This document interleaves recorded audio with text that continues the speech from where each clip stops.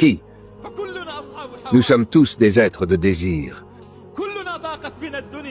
Nous sommes tous fatigués de ce monde. La première fois que vous êtes éprouvé, vous dites « Qui m'aidera ?» Vous cherchez quelqu'un pour vous aider, mais vous ne trouvez personne. Pourquoi ne pas raccourcir le chemin et appeler celui qui aide? Pourquoi ne pas simplifier les choses?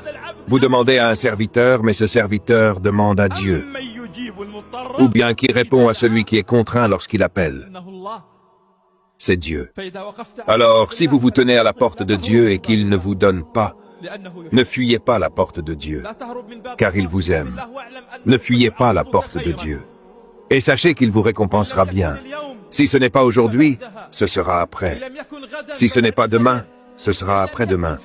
Mais si ce n'est pas dans ce monde, alors Dieu l'aura réservé pour vous au jour de la résurrection. Ainsi, la supplication, messieurs, se divise en 3 étapes. En résumé, soit vous priez Dieu Tout-Puissant de vous donner quelque chose de ce monde. Dieu Tout-Puissant vous répondra immédiatement.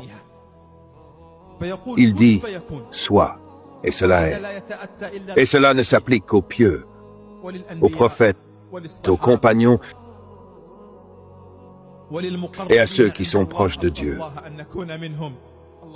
Je demande à Dieu d'être l'un d'entre eux. Ou bien, Dieu le reporte pour un moment qu'il veut dans ce monde. Ainsi, Dieu Tout-Puissant, quand il vous répond, il répond avec miséricorde. Et quand il diffère sa réponse, il la diffère pour votre sagesse. Donc la réponse de Dieu pour vous est miséricorde.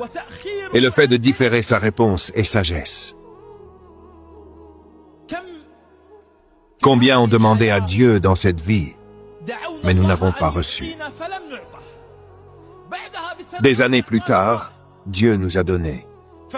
Si nous savions ce qui est caché, si l'un d'entre nous connaissait l'invisible, il aurait choisi la réalité. Si nous savions ce que Dieu a préparé pour nous dans l'invisible, nous aurions choisi la réalité que Dieu Tout-Puissant a voulu.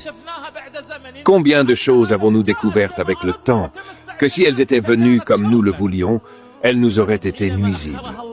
Mais quand Dieu a différé, il l'a fait pour une sagesse. Alors, s'il a retardé votre mariage, c'est pour une sagesse. S'il a différé votre subsistance, c'est pour une sagesse. S'il vous a éloigné d'un mauvais ami, c'est pour une sagesse. Chaque retard dans votre vie est pour une sagesse que Dieu Tout-Puissant veut. 18 années de maladie.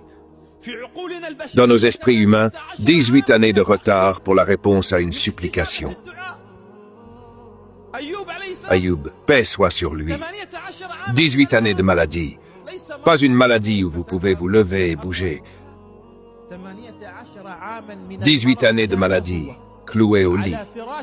Certains d'entre nous peuvent être affectés par une maladie légère, et la vie s'effondre. Certains tombent malades et disent « Pourquoi moi, ô Dieu, et pas les autres ?» Certains d'entre nous sont piqués par une aiguille ou une épine, et le monde leur semble insupportable. 18 années de maladie. Au point que les gens cessent de rendre visite à Ayoub. Pourquoi? Parce qu'ils se lassent.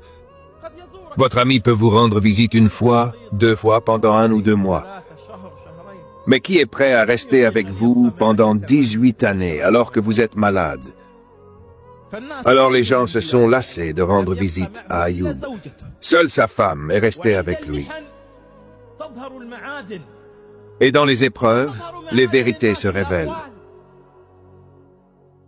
Les vérités des gens ne se révèlent pas avec des mots. Vous pouvez voir des millions de personnes autour de vous. Mais dans les épreuves, vous ne trouvez personne. Vous pouvez voir tout le monde autour de vous. Mais où sont-ils dans les épreuves? Vous pouvez voir des gens autour de vous dans les épreuves. Tous sont autour de vous. Mais lorsque vous êtes fatigué de la vie, vous regardez autour de vous et vous ne trouvez personne. Vous ne trouvez personne pour vous aider.